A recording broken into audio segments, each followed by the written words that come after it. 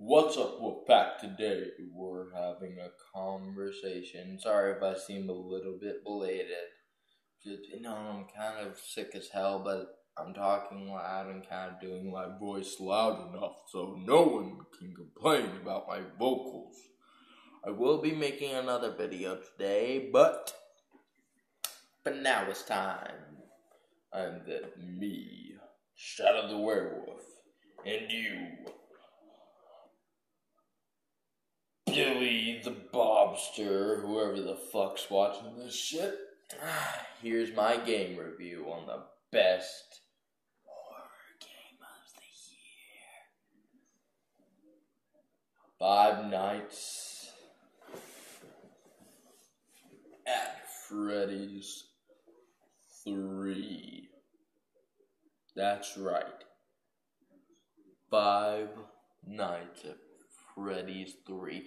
Now, this is not at all what I was expecting.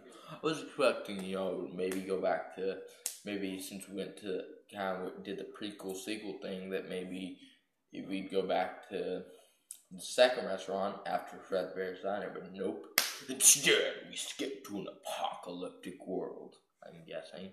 I'm kidding, but we skipped to this rusted down pizza joint in the future with all these tricked out animatronics who are rusted to hell, including Bonnie, Freddy, Chica, and Foxy.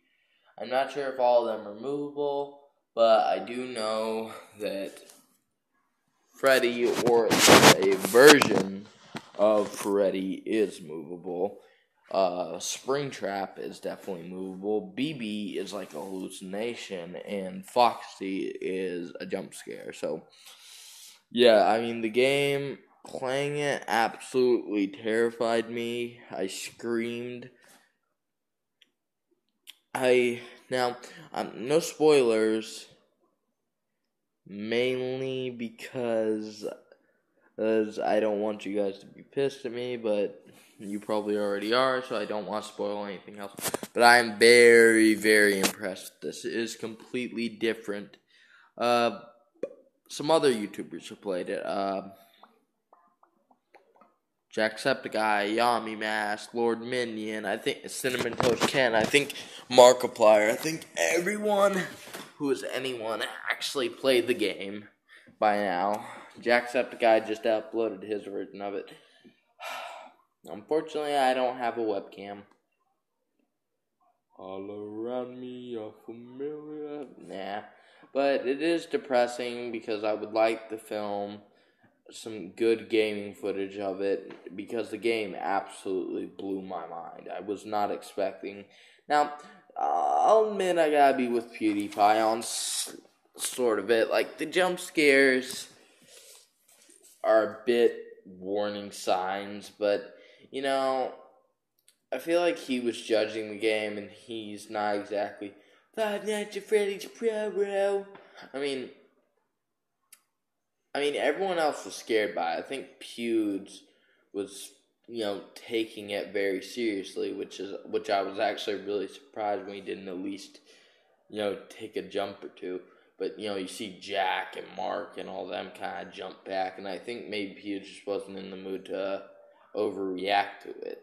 And, thank you a lot, fucking Jack Heliquin. It's so fucking helpful, taking someone who's supposed to be screaming and laughing and acting crazy while playing the video game and blading them. And I'm sorry, I know I keep bringing this up like a douchebag, but the fact is, I'm sick of people telling me how much PewDiePie sucks, how much they hate on him, because, alright, let's see, if he plays a game his normal way, they complain that he's goofy, he's only screaming, and then when he decides to play a game seriously, with no overreacting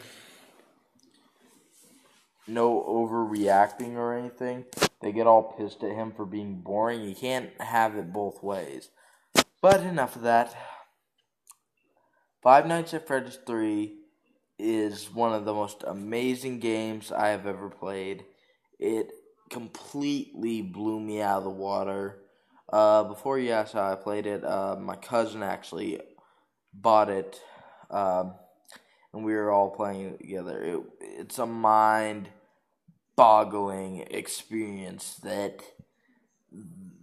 no one else could describe. I mean, it's like that one thing that takes something that was scary, but meant, because the original Freddy was meant for kids and stuff, and take it into a horror attraction. So it really sent me off the deep edge when you had like all these old. Because I also like the idea of the relics, because they also came out with a remake of Five Nights at Freddy's called Treasure Island, which was based off the Disney creepypasta Abandoned by Disney. And the idea of an abandoned, creeped out, former, rusty old animatronic and mascots and